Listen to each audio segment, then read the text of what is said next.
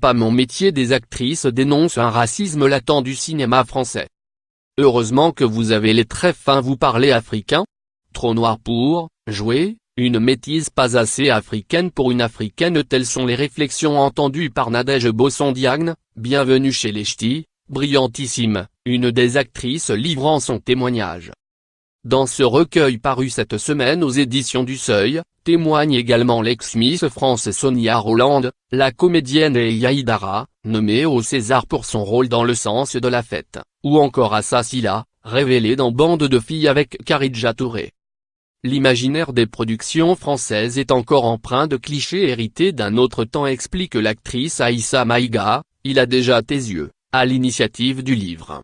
Les choses évoluent mais tellement lentement, affirme-t-elle, dénonçant une sclérose. Le sursaut que j'attends pour une représentation plus juste n'ayant pas lieu, j'ai besoin de m'exprimer.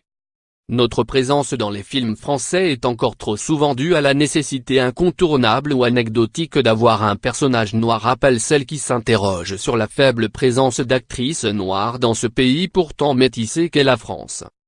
Des rôles d'infirmières proposés à l'appel à Firmine Richard, 8 femmes, la première étoile, à ceux d'avocates pour lesquelles on ne pense pas à une actrice noire, le livre recense, sans donner de nom, mais avec l'envie de faire bouger les lignes, les réflexions entendues lors de casting, par exemple.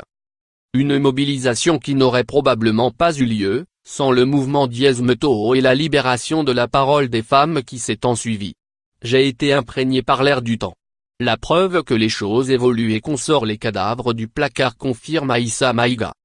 Les 16 comédiennes seront à Cannes pour exposer leur démarche et fouler le tapis rouge. C'est important d'y être pour interpeller le public français et les médias étrangers car la France est un pays regardé, poursuit l'actrice. La question de la représentation des Noirs au cinéma devrait aussi s'inviter sur la croisette lors de la masterclass le 10 mai de Ryan Coogler, le réalisateur de Black Panther, premier film de super-héros Marvel noir qui multiplie les records au box-office, dépassant d'ores et déjà Titanic. Lire aussi. Black Panther, le premier super-héros noir, reprend du pouvoir dans la pop culture américaine. Il n'y a pas tant de films que ça sur la présence de l'homme noir dans les images du cinéma américain, mais il y a eu celui-là.